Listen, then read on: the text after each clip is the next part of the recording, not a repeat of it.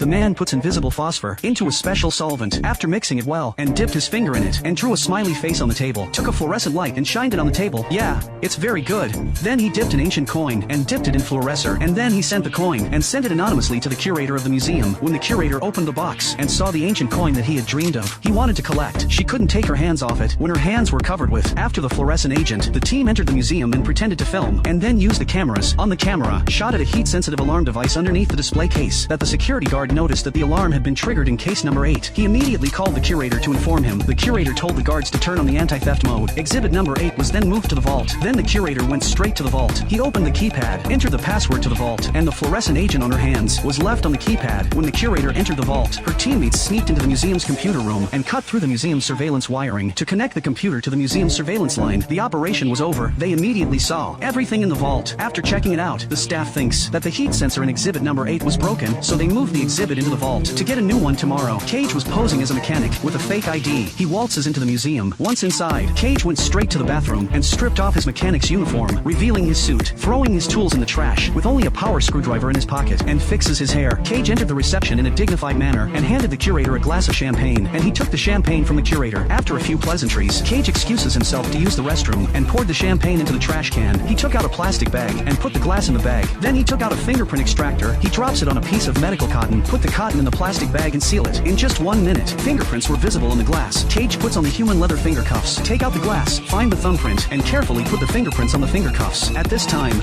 our teammates put the surveillance room into a static state. Cage used his fingerprints to open the elevator to the vault. When he reaches the vault door, Cage opened the keypad, shined a fluorescent light on the keypad, reported the letters with the fluorescence to his teammates. By using a calculator to do some brainless math, he quickly deciphered the vault code. Cage typed in the deciphered code. The door to the vault was rattled open. Cage pulled back the velvet of exhibit number 8. Inside was the $1 billion the Declaration of Independence. Cage then used a power screwdriver to unscrew the screws and pulled out the Declaration of Independence, rolled it up into a paper tube and stuffed it into a plastic bag. When he returned to the lobby in the elevator, Cage took $1 billion worth of the Declaration of Independence. Cage managed to escape from the museum with $1 billion worth of the Declaration of Independence. We're rich. Ha ha ha ha.